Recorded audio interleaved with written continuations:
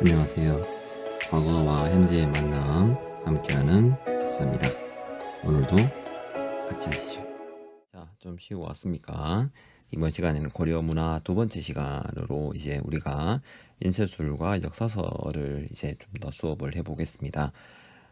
일단 보면 이제 인쇄술이 발달을 했다라고 하는 걸 보면 당시 이제 송나라에서 활판 인쇄술이 많이 들어왔었다. 그리고 이런 활판 인쇄술보다 더 나은 기술이 있었다라고 우리가 보는데 이 인쇄술이 뭐냐라고 하는 게 바로 금속 활자이다라고 보시면 돼요.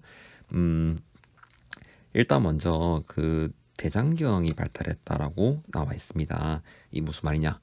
대장경은 아까 수업했지만 바로 호국불유라고 얘기를 했었죠. 대장경이라고 하는 거는 이제 부처님 말씀을 이제 책으로 쓴 건데 이거를 이제 쓰면서 이제 부처님이 우리나라를 지켜줄 거다라고 하는 이제 사상이 좀 강했던 것 같습니다. 그때 이제 초도 대장경이 먼저 만들어지는데 이때는 거란을 물리치고자 만들었었습니다. 그런데 이제 이게 몽골의 침략으로 불에 탔어요. 이게 원래 어디 있었냐? 대구 이제 부인사에 있었거든요. 이 대구 부인사에 있는 이 초도 대장경이 불에 타자 이제 강화도에 있던 제후가 그러면 다시 만들어라 라고 했죠. 그때 만들었던 게 바로 대장경판 또는 이제 제조 대장경,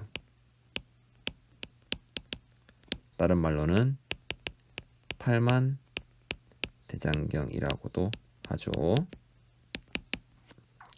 요로 이제 팔만 대장경의 이제 우수함은 여러분이 이제 잠깐 첨부 영상을 참고해서 보시면 되겠습니다.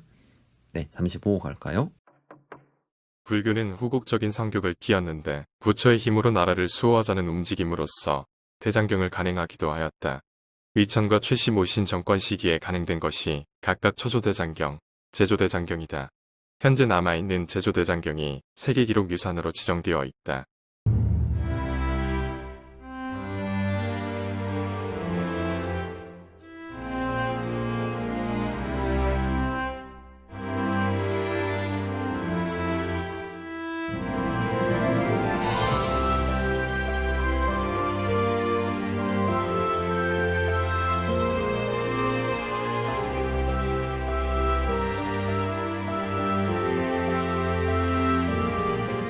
그 팔만 대장경 안에는 우리 민족이 앞으로 번영해 나갈 그 근원적 자원으로서의 컨텐츠 창출 능력이 담겨 있다.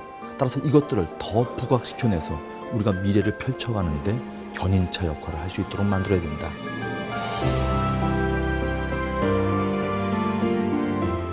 팔만 대장경. 그것은 문활류 한국의 오래된 미래였습니다. 네, 잘 봤습니까? 여러분 잘 봤다고 생각을 합니다. 그래서 팔만 대장경 이제 일단 이후에 우리가 또 어떤 내용이 있는가 한번 살펴보고 넘어가죠. 자, 이제는 인쇄술입니다. 인쇄술은 뭐냐? 이제 목판 인쇄술이 됐으니 이제는 아예 우리가 글자를 한번 만들어 보자 라고 하는 거죠. 이름이 바로 금속 활자입니다. 그래서 이런 금속 활자 같은 경우는 이제 상정 고급 예문이 있었다라는 기록은 있고요. 그 다음에 이제 청주 흥덕사에서 간행한 직지 신체 요절, 이 책이 이제 활자가 나오게 되면서 이제 이 책이 이제 금속 활자로 찍어낸 가장 오래된 활자본으로 지금은 인정받고 있습니다. 물론 이제 이거보다 더 앞에 이제 발견된 금속 활자가 있긴 한데요. 아직까지 공인받지는 못한 상황이라서 이거는 이제 주장이고 이제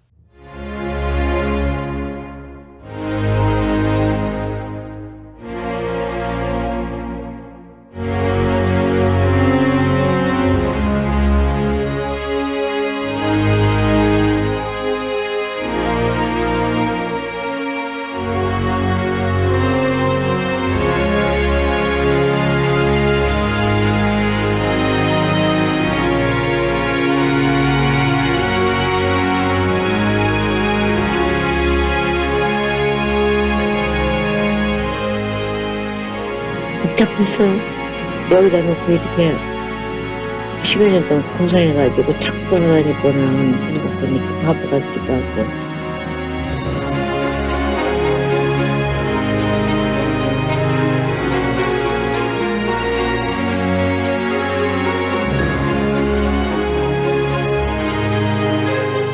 그녀가 찾은 것은 대한민국의 자긍심이었습니다. 부분은 이제 해인사에 있는 제조 대장경판, 요게 이제 제작되는 과정이라고 보면 되겠습니다. 예, 잘 봤죠? 우리 이제 그러면 역사서를 이제 해야 합니다. 근데 역사서 왜 편찬하는지 혹시 아나요? 역사서는 결국에는 이제 과거에 어떠했는지 역사를 쭉 보면서 우리가 이렇게 살아왔었고 앞으로는 이렇게 살아가야 된다 라고 하는 이제 귀감을 잘 나타내 준다라고 보시면 돼요. 그래서 이제 왕권을 이제 옹호하고 그 다음에 강화하는 이런 역할을 한다라고 보시면 되겠습니다. 고려 전기에는 이제 이런 책이 있었는데 남아있진 않고요. 현재 가장 오래된 역사서, 남아있는 것 중에 제일 오래된 역사서는 이제 김부식이 왕의 명령으로 편찬했던 삼국사기입니다. 김부식 알아두셔야 되고요. 그죠? 그래서 이 삼국사기에 대한 내용은 이제 유교적인 합리주의 사관. 그러면 이건 뭐냐? 이게 이제 신화라는 거는 거의 쓰지 않는다라고 보시면 돼요. 합리주의, 그러니까 있을 법한 일만 쓴다는 거죠. 그리고 이제 고려가 신라 계승이라고 본다라고 보죠. 삼국사기는 김부식 등이 왕의 명령을 받아 편찬한 것으로 현재 남아있는 역사서 중에서 가장 오래된 것으로 전해진다. 유교적 합리주의 사관에 입각해 있으며 사료 인용 수준이 높다고 평가된다. 다음 이제 시대적 상황을 좀 이해하셔야 돼요. 무신집권기와 원간섭기. 이건 이제 결국에는 왕권이 좀 약해졌던 시기죠. 그러면 왕권을 더 강화하기 위해서 우리가 원래 좀 강했는데 이러한 시련을 지금 겪고 있다라고 이제 얘기를 해야 되거든요. 그런 상황에서 이제 무슨 얘기를 하냐? 바로 자주의식이 반영되었다라고 얘기합니다. 요 책 이름들이 있어요.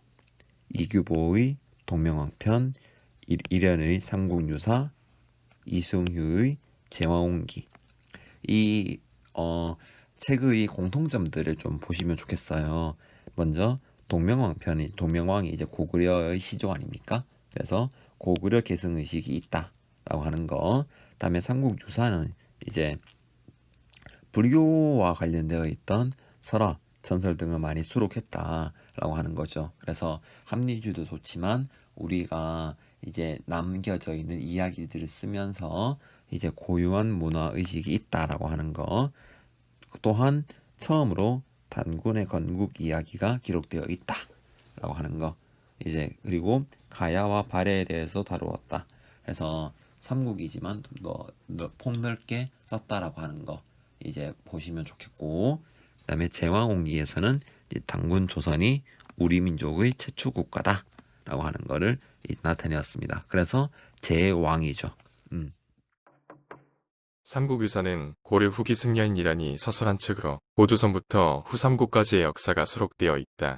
단군 신앙 및 고려 후기 자주 의식이 반영되어 있으며 불교적 설화 등을 살펴볼 수 있다.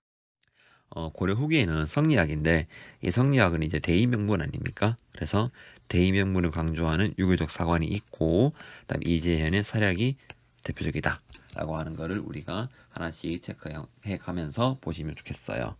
그래서 이런 부분이 이제 문화유산 부분이 있는데 여러분이 이제 문화재청 요거 두 개 잘 보시면서 이제 어플도 있으니까요. 요거를 한 번씩 이제 들어가 봐서 어떤 문화재가 있는지 시대별로 잘 되어 있거든요. 그래서 이제 여러분 요거를 잘 파악을 해서 학습을 하시면 더 좋을 것 같습니다. 네, 오늘 수업은 여기까지입니다. 고생 많았고 다음 시간에는 우리 이제 조선으로 갑니다. 그래서 고려까지 여러분들이 복습을 잘 해주시면 좋겠습니다. 네, 다음 시간에 봅시다. 안녕. 함께하는 역사, 여러분의 구독과 좋아요, 알림 설정 부탁드립니다. 감사합니다.